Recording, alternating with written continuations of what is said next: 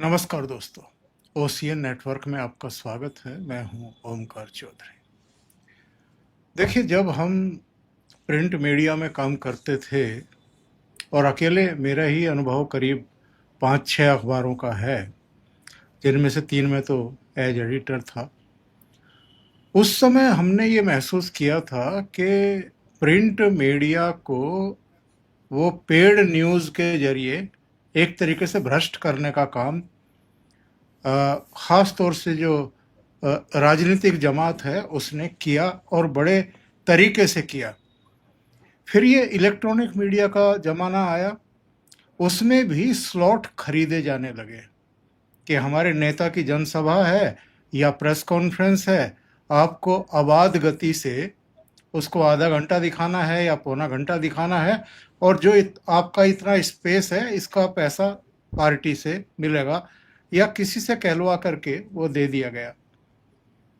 फिर ये social media का ज़माना आया।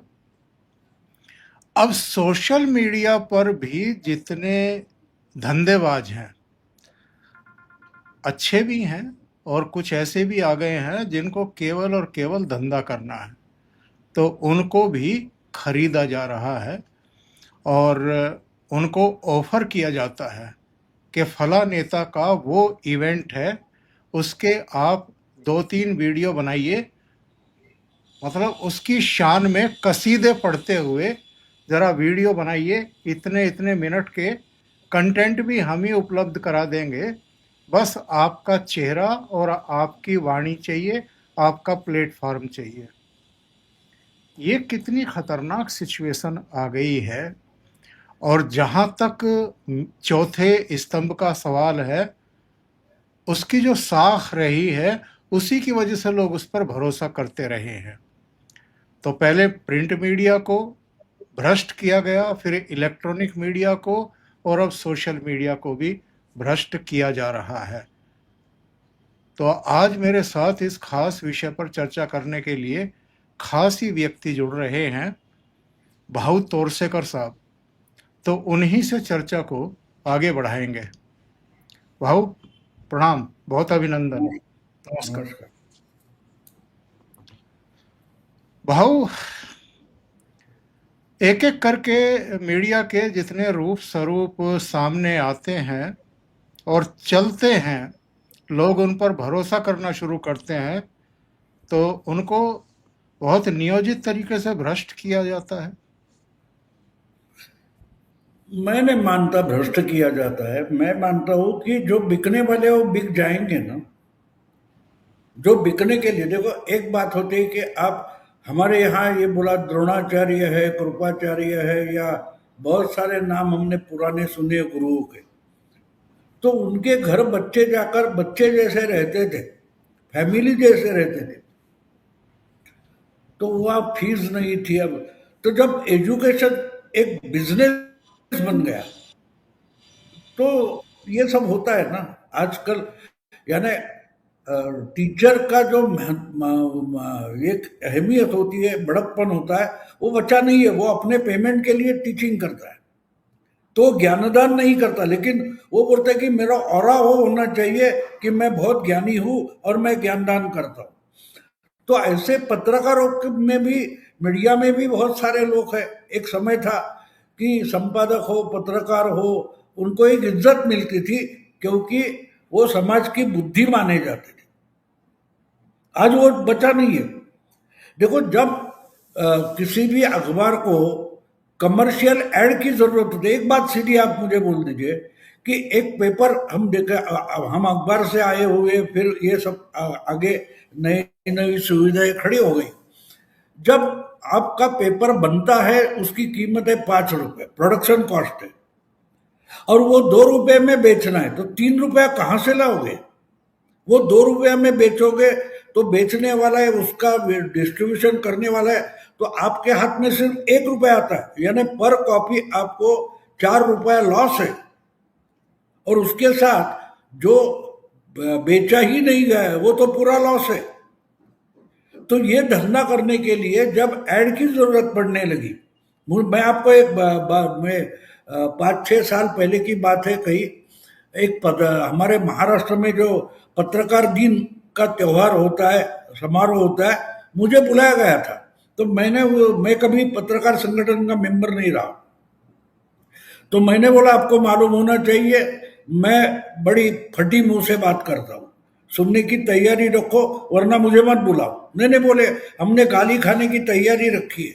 तो मैं गया, मैंने बोला कि आप दर्पण नाम का पहला मराठी पेपर शुरू हो गया, उस दिन को आप पत्रकार दिन मानते हो, तो मुझे यहाँ बैठे हुए सारे पत्रकारों से मेरा एक सिंपल सवाल है कि जो बाल शास्त्री जांभेकर ने पहली जो नियतकालिक शुरू किया दर्पण, उसकी कीमत क्या थी आपको पता है?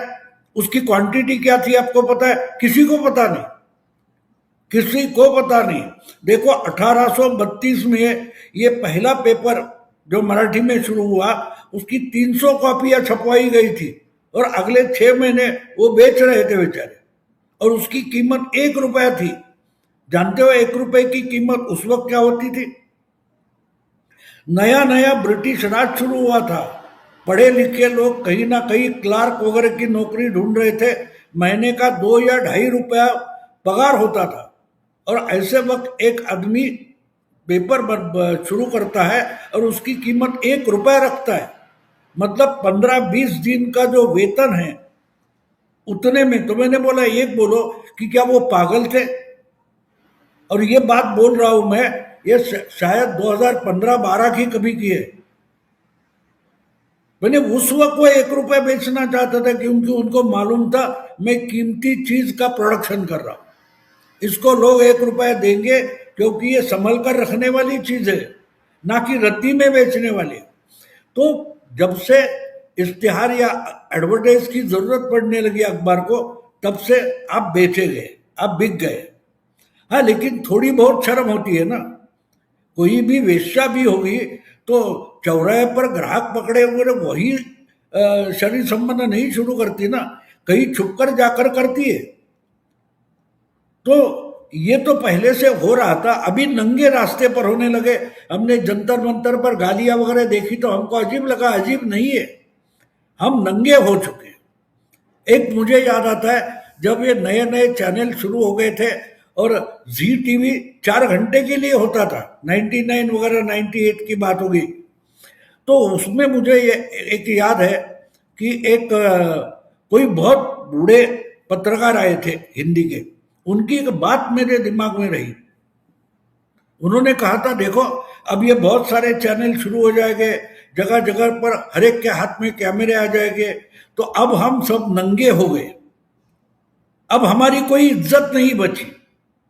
वो बात मुझे याद आती है। आज हम देख रहे हैं ना, वो उनकी भविष्यवाणी है, कम से कम 30 साल 28 साल पुरानी, उस पत्रकार की मुझे नाम उनका याद नहीं, लेकिन कितना सही कहा था।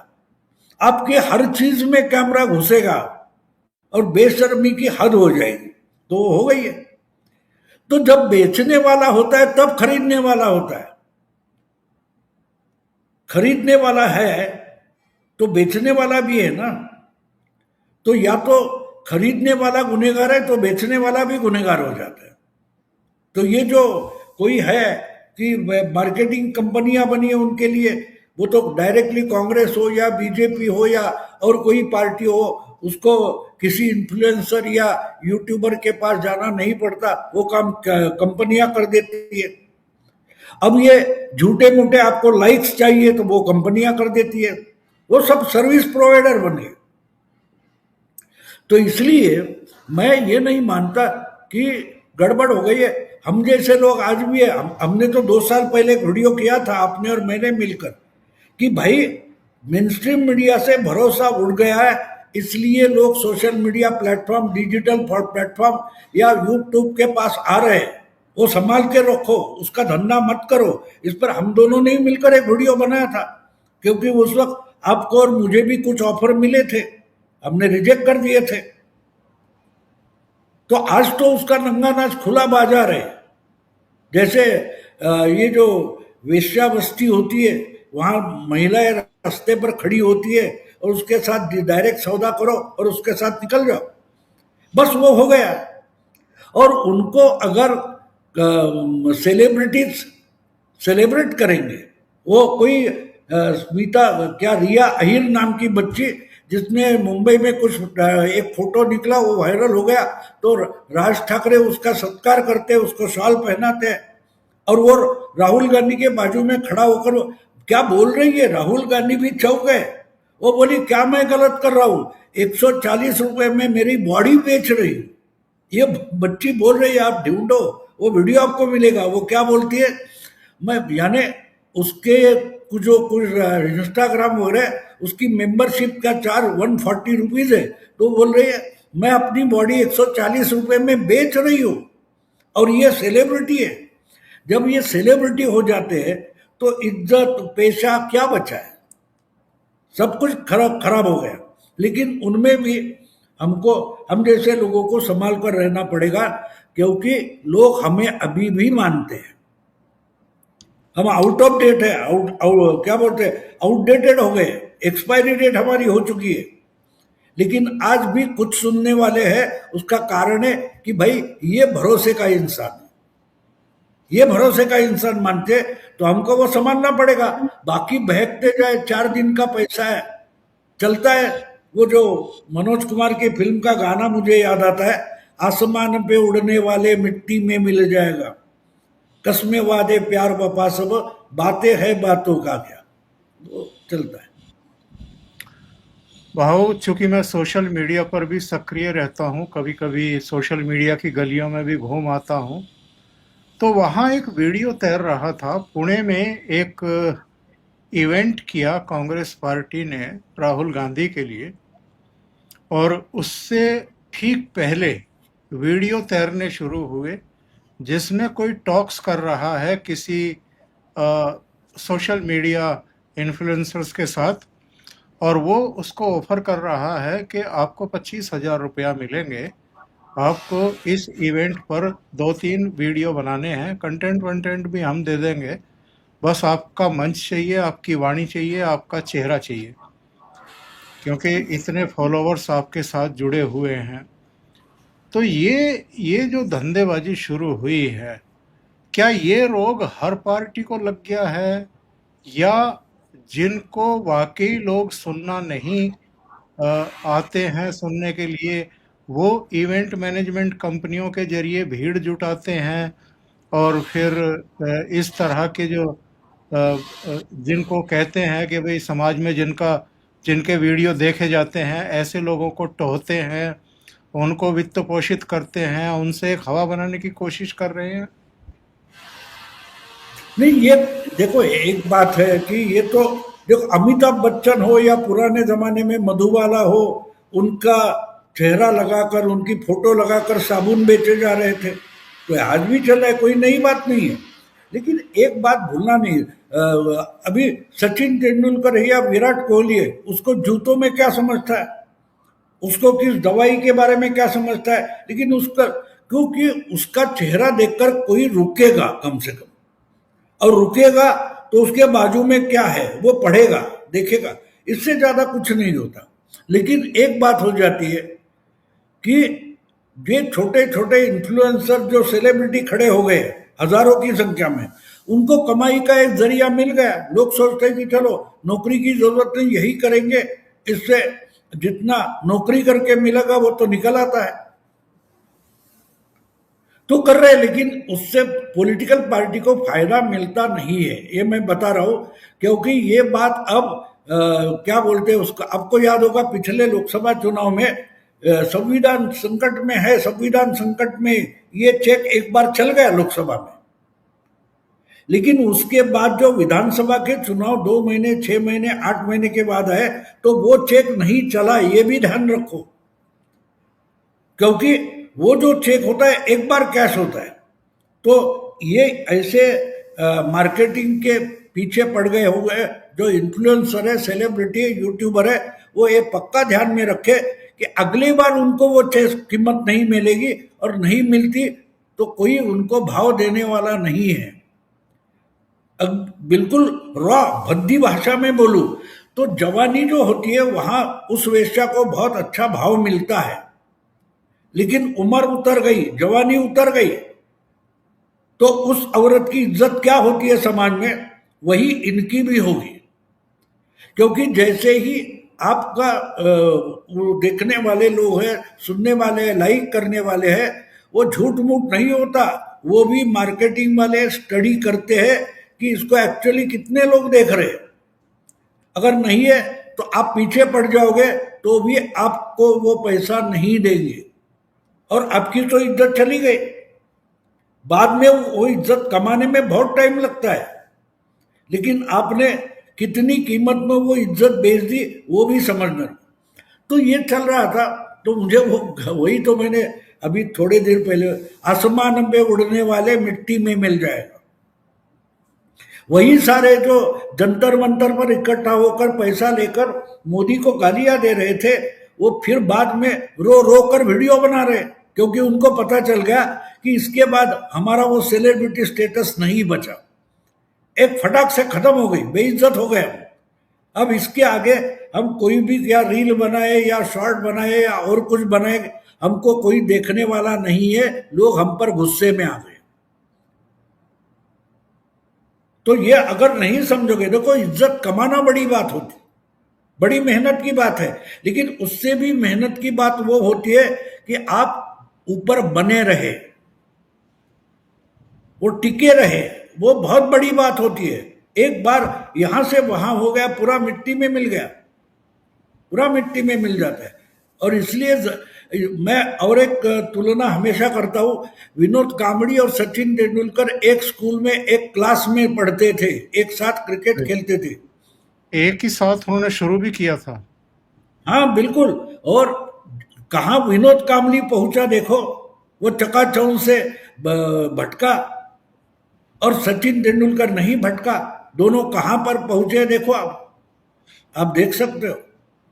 तो ये अगर समझ में आता है तो ठीक है, वरना 4 दिन की चांदनी फिर अंधेरी रात है, ये तो होगा।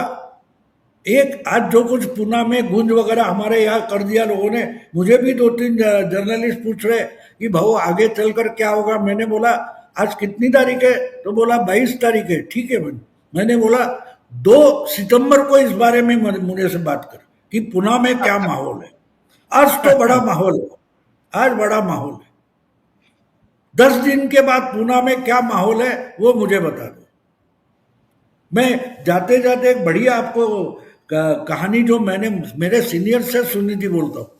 1952 में पहला चुनाव था, तो पुणे के पास पिंपरी में एक जगह मीटिंग थी, और काका साहब गाडगिल जो कांग्रेस के बड़े नेता थे, आगे चलकर पंजाब के राज्यपाल तक बने थे, वो कांग्रेस के बड़े नेता थे। तो उनकी वो प्रचार के लिए आए थे, लेकिन उसके एक दिन पहले उनका ही बेटा विठ्ठलराव गाडगिल वही प्रचार को गया था, लेकिन वो अलग पार्टी से प्रजा समाजवादी पार्टी का नेता बनकर गए थे। तो जोर शोर से उन्होंने कांग्रेस के खिलाफ भाषण किया था विठ्ठलराव गाडगिल ने। दूसरे दिन उसी जगह उसी गांव में उनके पिताजी कांग्रेस के नेता बनकर आए थे। तो विठ्ठलराव काका साहब गाडगिल का जो एक वक्तव्य है वो समझना जरूरी है। उन्होंने बोला कल भी यहाँ गाडगिल आए थे, आज भी गाडगिल आए, कल भी यहाँ प्रचार सभा थी, आज भी प्रचार सभा है। फर्क इतना ही है का कल उत्साह आया था, आज विचार आया है। तो विचार बने रहता है, उत्साह आवेश निकल जाता है। तो कल आवेश था, आज विचार है। तो 22 अगस्त को जो कुछ पुणे में गूंज वगैरह हुई, वो गूंज निकल गई, अभी निकल गई। गूंज का मतलब क्या होता है? क्षणिक आवाज होती है गूंज का मतलब। जो गूंज गूंज गूंज बोल रहे हैं ना, वो गूंज क्या होती है मुझे बोलो ना। ये जिनको समझ में नहीं आता वो डिस्कस करे, कोई बात नहीं। 4 दिन वो भी थक जाएंगे, बोलेंगे चलो अब कोई सुनता नहीं तो इस पर बातें करना बंद कर देंगे। तो चलता है। हमने केजरीवाल देखा, हमने जरांगे पाटिल देखा है, हमने अन्ना हजारे देखे, क्या हुआ उसका आगे? मोदी टिका रहा। क्यों टिका रहा? क्योंकि मोदी मतलब सच्चाई है, मोदी मतलब विचार है, मोदी मतलब एक भूमिका है, एक हवा का झोंका नहीं, बिजली कड़की और गई, फिर आसमान अंधेरे से भरा हुआ है। तो ये चलता रहता है।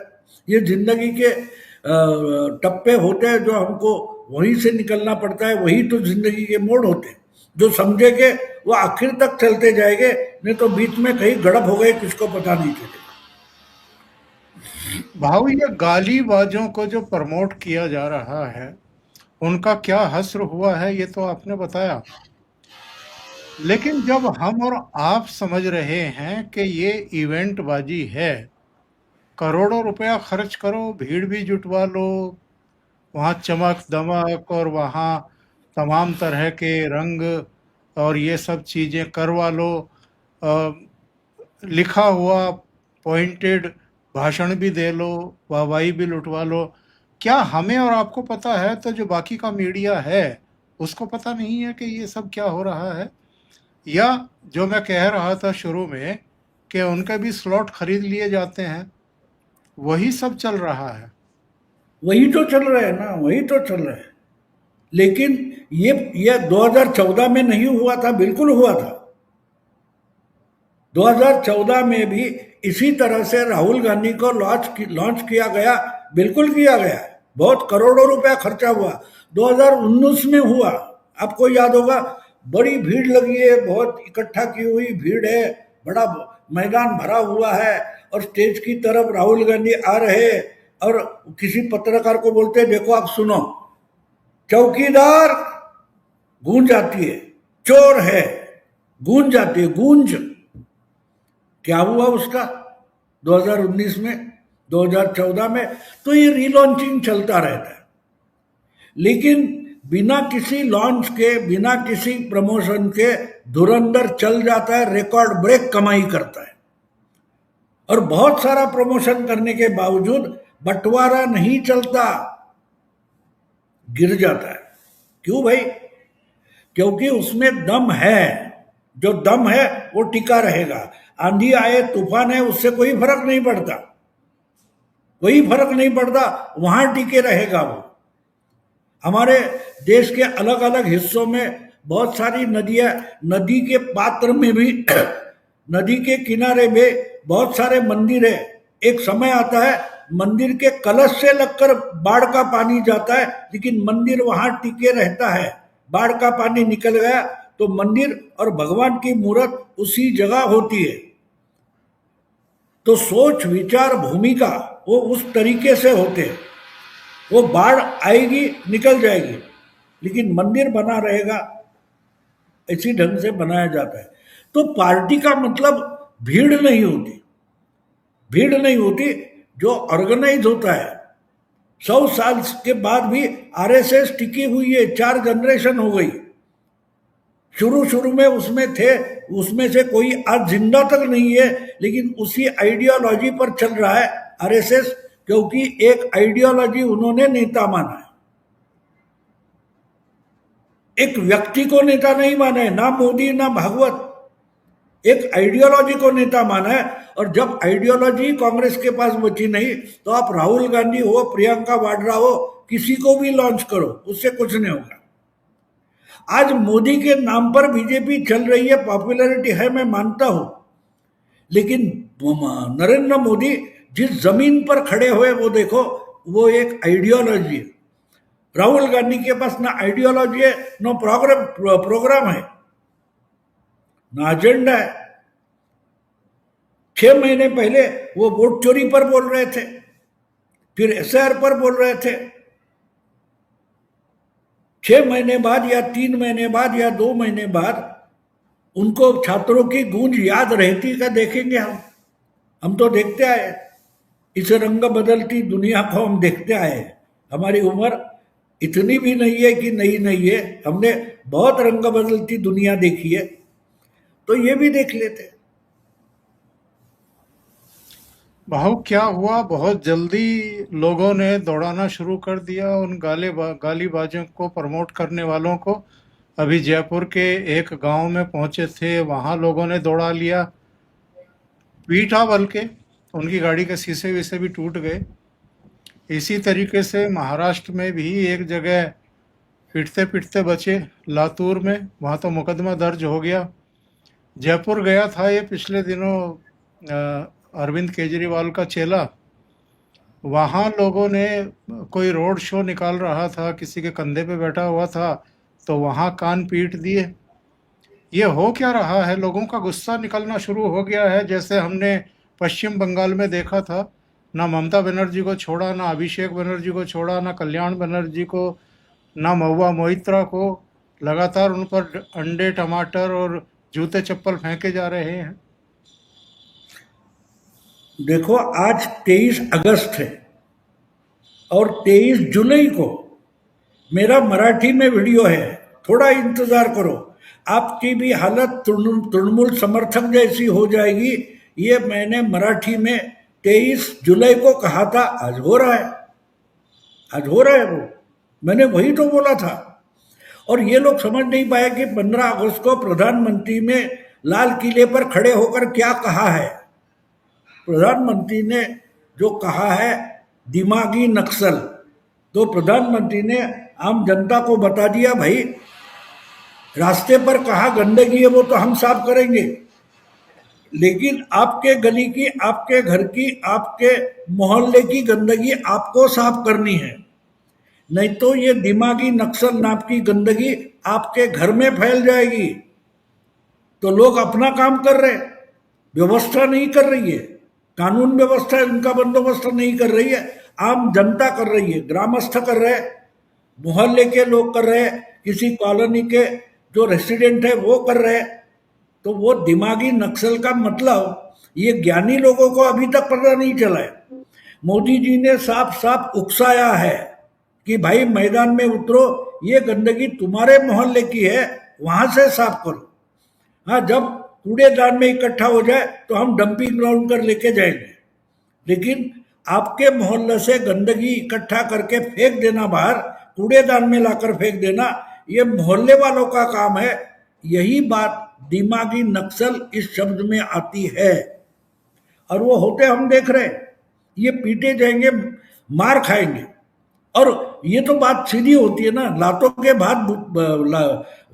के भूत बातों से नहीं मानते। ये तो हमारे पुरखों ने हमें समझाया है। अगर हम भूल गए तो अभी आम जनता वो दिखा रही है। और एक बात होती है, दिखावा 2% 5% होता है, 90% लोग दिखावे से भूलते नहीं है। वो अपने अनुभव से जिंदगी सीखते हैं। किसी किताब से ज्ञानी जो होता है उसके जिंदगी का आधार किताबें होती है, लेकिन आम जनता जो होती है 90-95%, वो किताबों से नहीं चलती, वो अनुभव से चलती है। अगर अनुभव में उनको समझ में आ रहा है ये गलत हो रहा है, बच्चा गलत कर रहा है, तो उसको थप्पड़ लगाएगा। और समाज ही किसी भी पार्टी या लीडर का और संगठन के लिए पिता जैसा होता है, पेरेंट होता है। तो वो लोग थप्पड़ मारकर भगा रहे हैं। अपने गांव के बच्चों को वो ग्रामस्थ दिखा रहे हैं कि ये गंदगी है, दोस्त नहीं हो सकता, ऐसे दोस्त नहीं रखना। धक्के मारकर उसको ग्रामस्थ निकाल रहे हैं, क्योंकि वो अपने बच्चे को ऐसे गंदगी से साफ रखना चाहते, सुरक्षित रखना चाहते।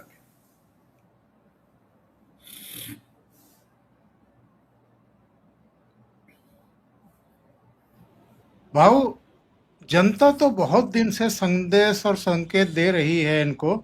इनफैक्ट 2014 से ही लगातार संकेत दे रही है कि नहीं, हमें आपको नहीं चुनना, हमारा आपसे भरोसा उठ चुका है। उसके बाद जो क्षेत्रीय दल बहुत ज़्यादा एरोगेंट हो गए थे, उनको भी पब्लिक ने संदेश तो दे दिया कि भाई अब आप जाइए, आपकी हमें ज़रूरत नहीं है। लेकिन ये फिर घूम करके पब्लिक के बीच में आ रहे हैं, और आ ही नहीं रहे हैं, बल्कि जिनको पब्लिक पसंद कर रही है उनको गालियां निकाल रहे हैं। अब ये अगर नौबत आ गई है, अब के लोग दौड़ाने लगे हैं, तो अब भी इनकी समझ में नहीं आ रहा है या मूढ़मता है ये। नहीं, देखो, एक बात होती है, चोर होता है, गुनहगार, क्रिमिनल होता है, वो पीटा जाता है, मारा जाता है, जेल जाता है, फिर भी वही करता रहता है ना। ये क्रिमिनल से, ये क्रिमिनल से, ये क्या बोलते हैं, पेशेवर क्रिमिनल से। वो पीटे जाएंगे लेकिन फिर पॉकेट मारेंगे, बाहर आके करेंगे तो क्या करेंगे। तो ये सुधरने की अपेक्षा मत करो, आप महात्मा गांधी मत बनो, ये सुधरेंगे नहीं, ये जूते ही खाएंगे। और लोग उनको समझा नहीं रहे, लोग उनको सबक सिखा रहे। अगर ज्यादा जख्मी नहीं होना है तो निकलो। वो तो राका वगैरह गाड़ियां छोड़कर भाग गए वहां से, कोई राजस्थान जयपुर के पास जो पीटे गए तो गाड़ियां भी छोड़कर भाग गए। तो थोड़ी थोड़ी एक थोड़ा समय होता है ना, हम देखते कि सांप कहीं भी दिखाई देता है तो लोग बेचारे को मारते हैं।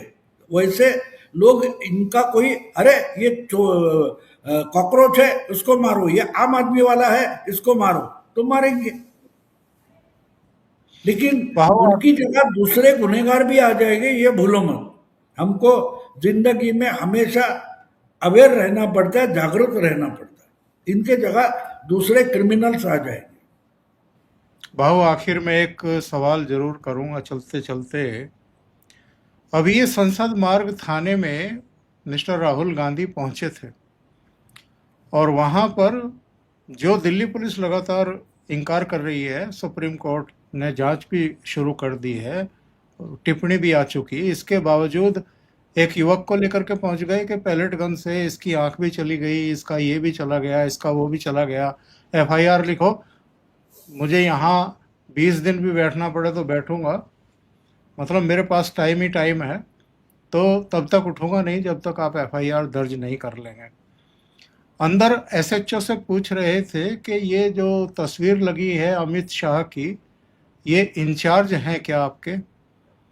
और बाहर जहां ये बैठे हुए थे वहां एक चेयर पर तो ये बैठे थे, 3 चेयर खाली पड़ी थी और पीछे हाथ बांध करके सलमान खुर्शीद, कुमारी सैलजा, दोनों पूर्व केंद्रीय मंत्री हैं। एक की उम्र 73 साल है और दूसरे की उम्र 63 साल है। वो पीछे खड़े थे, यानी राहुल गांधी पैर फैला करके आगे की तरफ शहंशाहों की तरह बैठे थे और ये उम्र दराज नेता पीछे खड़े थे हाथ बांधे हुए। क्या संदेश और संकेत देना चाह रहे थे राहुल गांधी? और ये अमित शाह को टारगेट अब क्यों कर रहे हैं? नहीं, किसको आपको टारगेट करे, किसको टारगेट करेंगे? और उसमें कोई संदेश नहीं है। और जो खबर मुझे मिली है, जो 8-9 घंटे वो थाने में बैठे रहे, उससे अमित शाह बहुत खुश है। अमित शाह बहुत खुश है। अगर आप अपना टाइम वहां बर्बाद कर रहे हो तो राहुल गांधी, अब सॉरी, अमित शाह बहुत खुश है। जब उत्तराखंड, उत्तर प्रदेश, पंजाब के चुनाव सर पर है, ऐसे वक्त कोई ये पागल नेता अगर किसी थाने में 8 घंटे एक एफआईआर के लिए बैठेगा तो अमित शाह दुखी क्यों हो गए, खुश हो गए? और ये आपको याद होगा कि मैंने उस दिन बोला था कि जब प्राइम मिनिस्टर के गेट पर से रेसिडेंस पीएमओ के ऑफिस का, सॉरी, घर के सामने से इनको घसीट कर लिया लेके गए थे, तब मैंने बोला था राहुल गांधी ने बंदी मुट्ठी थी वो खोल दी। अब कोई पुलिस थाने का हवलदार भी इनको नहीं पूछ रहा है, 8 घंटे बैठे रहो, कोई बात नहीं। तो टाइम बर्बाद कर रहे, तो उनको टाइम बर्बाद करने से लोगों को कोई संदेश नहीं जाता। लोगों को इतना ही समझ में आता है इसके पास कोई काम नहीं है, तो लगे रहो, उससे ज्यादा कुछ संदेश नहीं जाता। हाँ, जर्नलिस्ट है उनके लिए बहुत बढ़िया बात होती है, अरे इधर बैठ गया अभी 8 घंटा, अरे कौन पूछता है राहुल गांधी को, ये कोई बड़ी बात नहीं। आपको याद होगा तो हाथरस या लखीमपुर खीरी में इसी ढंग से तमाशा हुआ था। क्या हुआ आगे उसका परिणाम? ना उत्तर प्रदेश के चुनाव में हुआ, ना और कहीं होगा। हाँ, लेकिन खबर बनती है। राहुल गांधी पॉलिटिक्स नहीं करना चाहते, वो खबर बनना चाहते, और अमित शाह उनको खबर में ही रखना चाहते, पॉलिटिक्स में आने नहीं दे रहे। बस यही संदेश उस बात का है। भाव बहुत बहुत धन्यवाद जुड़ने के लिए और इतना समय निकाल करके बहुत महत्वपूर्ण घटनाक्रम पर और बिंदुओं पर चर्चा करने के लिए। दर्शकों से आग्रह है कि आपको ये चर्चा अच्छी लगी हो तो लाइक का बटन दबा दें, वीडियो को शेयर कर लें, चैनल सब्सक्राइब ना किया हो तो अवश्य कर लें। भाव के 2 चैनल हैं, मराठी में प्रतिपक्ष और हिंदी में प्रतिवाद, उनको भी सहयोग करें। बहुत बहुत धन्यवाद, नमस्कार।